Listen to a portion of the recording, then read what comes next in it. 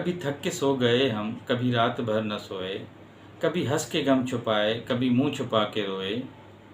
मेरी दास्ताएं हसरत वो सुना सुना के रोए, मुझे आजमाने वाले मुझे आजमा के रोए। मैं हूँ बेवतन मुसाफिर, मेरा नाम बेबसी है, मेरा कोई भी नहीं है जो गले लगा के रोए। मेरे पास से गुजर कर मेरा हाल तक न पूछा, मेरे पास से गुजर कर मेरा हाल तक न पूछा। मैं कैसे मान जाऊं वो दूर जाके रोए। अस्सलाम वालेकुम, welcome back to the channel. भाई कैसे हैं आप सब लोग? उम्मीद करता हूँ सब खैर आफियत से होंगे, मज़े में होंगे और अपने अपने घरों पे खुश व खुर्रम ज़िंदगी गुजार रहे होंगे। अल्लाह ताला आप सबको यूं ही हंसता मुस्कुराता रखे, आमीन। व्यूवर्स, आज का जो टॉपिक है बड़ा ही तकलीफ़देह है, बहुत ही दुख से भरा हुआ है। सितारा सिस्टर का रात को मैंने एक रिएक्शन देखा, लेट नाइट उन्होंने एक छोटा सा रिएक्शन डाला 15 मिनट का। जिस दुख और तकलीफ़ के साथ सितारा सिस्टर अपनों के दिए हुए ज़ख़म बता रही थी, सुन के बहुत अफसोस हुआ और ऐसा लग रहा था कि किसी की पुरानी किसी के साथ दुश्मनी हो, वो भी इस तरह किसी के साथ नहीं करता जिस तरह इनके अपनों ने इनके साथ किया है। किसी की प्राइवेसी होती है, किसी के अपने अरमान होते हैं कि मैं अपनी चीज़ को ख़ुद दिखाऊं, ख़ुद अपने व्यूवर्स के साथ शेयर करूं, अपनी मेमोरी को ख़ुद मैं जो है लोगों तक पहुंचाऊं।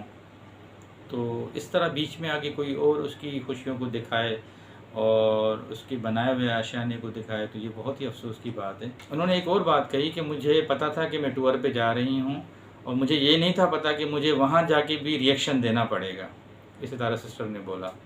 और मुझे बहुत तकलीफ़ हुई कि मेरे अपनों ने यहाँ भी आके मेरा पीछा नहीं छोड़ा। तो बहुत ही ज़्यादा दिल दुखा उनकी ये बातें सुन के।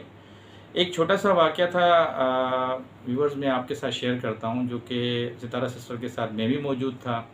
और वो वाक़या आपको मैं इसलिए बताना चाह रहा हूँ कि कोई कैसे अपने बच्चों के आशियाने के लिए परेशान और किस तरह दिन रात उसके लिए जो है ना तलाश में लगता है, किस तरह मेहनत करता है और कोई आके एकदम से उसको उसके खुशी की ख़बर को, उसकी एक मेहनत को एकदम से आगे पानी फेर के बदल देता है उसको 2 मिनट के अंदर अंदर। तो ये बड़ा ही एक तकलीफ़देह अमल है। कुछ देर पहले ही मैं बैठा हुआ था, जब मैं वीडियो देख रहा था तो मेरी फैमिली भी मेरे साथ मौजूद थी। उसमें मेरी वाइफ थी और बड़ी बेटी भी मेरी बैठी हुई थी। तो बस हमने वो जब वीडियो देखी तो मुझे बहुत तकलीफ़ हुई, मुझे वो बात याद आई। बाबर या दिलबर को एक मकान सजेस्ट किया था, उन्होंने कहा था कि हम तो आलमोस्ट मकान ले चुके हैं, हमारा बातचीत हो गई है, हमने पैसे भी दे दिए हैं। तो उन्होंने साजिद भाई को नंबर दिया था, फिर साजिद भाई ने मुझसे कांटेक्ट किया। साजिद भाई ने कहा कि कदीर भाई, मुझे बाबर ने कहा है कि आपकी कुछ जान पहचान वाले लोग हैं और जिस एरिया में आप रहते हैं वो एरिया भी बहुत अच्छा है, तो अगर आप कुछ देख सकें हमारे लिए कोई ऐसी जगह वगैरह तो आपकी बड़ी मेहरबानी होगी। तो मैंने कहा साजिद भाई मुझे टाइम दे दें कुछ दिनों का। बाबर लोगों को जो मैंने एक सजेशन दी थी घर की, वो तो डिफेंस साइड पे था और जहाँ मैं रहता हूँ अगर आपको यहाँ चाहिए तो मुझे 1-2 दिन का टाइम दे दें, मैं आपको इंशाल्लाह 1-2 मकान देख के अच्छे से आपको बता दूँगा।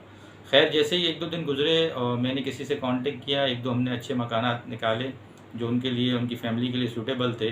तकरीबन 7 महीने पहले मुझे याद पड़ रहा है कि साजिद भाई और सितारा सिस्टर यहाँ मेरे एरिया में आए थे घर देखने के सिलसिले में। तो मुझे याद पड़ रहा है कि सितारा सिस्टर जब आई थी तो उनके साथ तैयबा और मुस्तफ़ा नहीं थे, आयत साथ थी। तो यहाँ जहाँ पे मैं रहता हूँ यहाँ पे मैंने कुछ बात की हुई थी, मैंने उनको कुछ घर दिखाए। तो जब उन्होंने घर देखे तो उनको घर काफ़ी पसंद आए। वहाँ पे वो अपना व्लॉग भी बनाया, उन्होंने वो वीडियो भी बनाई उन घरों की। उसमें से एक जो घर था सितारा सिस्टर को भी बहुत पसंद आया और मुझे भी बहुत पसंद आया। अब 7 से 8 महीने पहले के मैं आपसे ज़िक्र कर रहा हूँ। उस टाइम पे जो अमाउंट था सितारा सिस्टर की, मैंने उस टाइम पे जो परेशानी देखी और जो मैंने उनकी एक बात सुनी तो मेरा खुद बड़ा दिल उस टाइम पे बड़ा अफसोस हो रहा था, क्योंकि कोई बंदा अपने बच्चों के लिए इतनी एफ़र्ट कर रहा था, इतनी भाग दौड़ कर रहा था अपने बच्चों के आशियाने के लिए। तो उस टाइम पे उन्होंने कहा कि भाई हमारी इतनी रेंज नहीं है कि हम ये मकान अफोर्ड कर सकें। मगर जब मैंने उनका एक पर्सनली महसूस किया, ऑब्ज़र्व किया कि उनका दिल बहुत था। उनको 1-2 मकान उनके दिल को बड़े अच्छे लगे और बच्चों के हिसाब से बड़े कंफर्टेबल लगे। उसमें ये था कि घर के बिल्कुल सामने ही एक बहुत बड़ा स्कूल था जिस तरह अभी मुस्तफ़ा और तैयबा जहाँ स्कूल्स में पढ़ते हैं, बहुत ही नाम था उसका, स्टैंडर्ड था स्कूल का। तो सितारा सिस्टर का पहले से यही एक था, ख्वाब था कि मैं अपने बच्चों को एक बड़े स्कूल में एडमिशन करवाऊंगी। तो वो इनके घर के बिल्कुल ही सामने था जहाँ पे हम घर देख रहे थे। फिर उसके साथ साथ बहुत ज़बरदस्त किस्म का एक पार्क था कुछ ही डिस्टेंस पे, हॉस्पिटल्स थी, सारी फैसिलिटीज़ थी। मगर बस उनकी जो मैंने परेशानी और तकलीफ़ देखी, आप यकीन करें मुझसे देखा नहीं जा रही थी कि बस वो चाह रही थी कि अगर मुझे काश कहीं से मुझे भी अमाउंट मिल जाए तो मैं अभी से इस चीज़ को डन कर दूँ।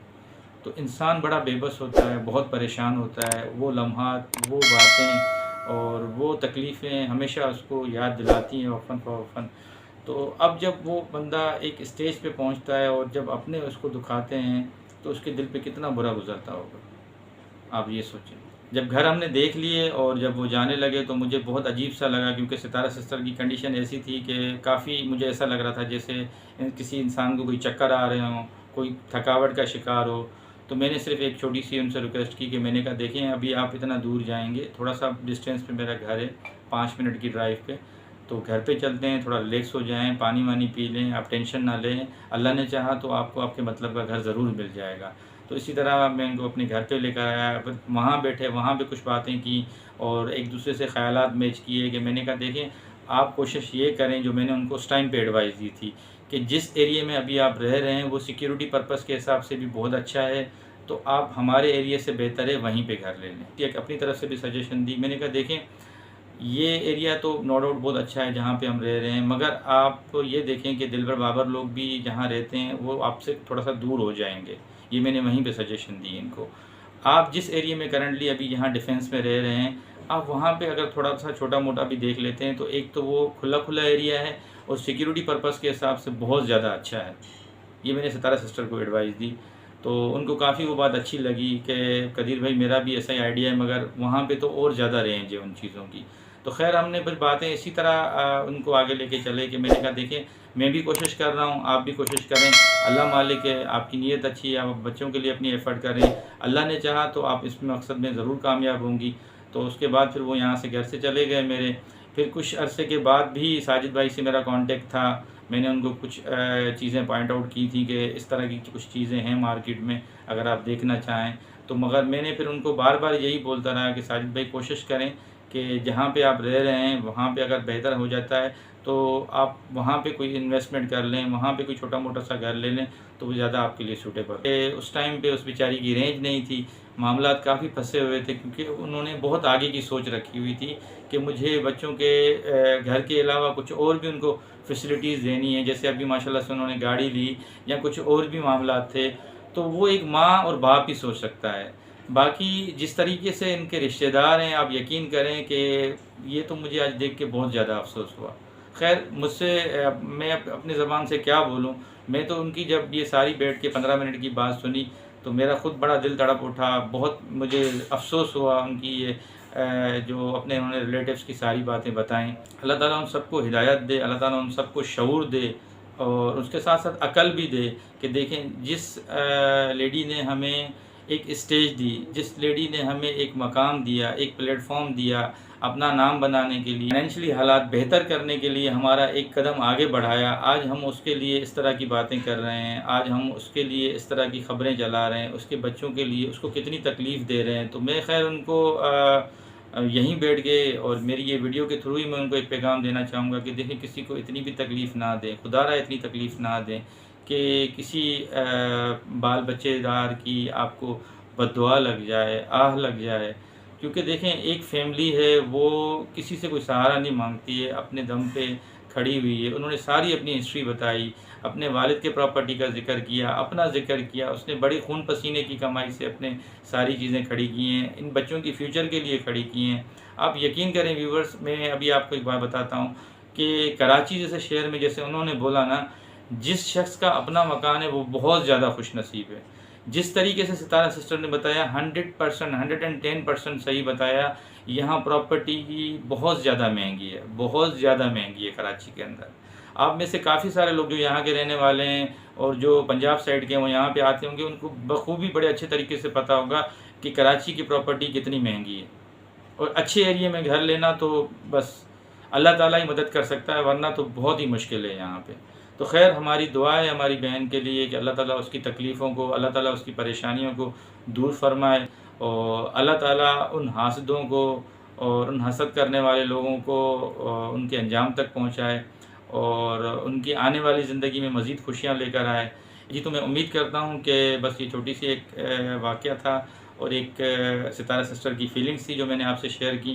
उम्मीद करता हूँ आज की वीडियो आपको पसंद आई होगी।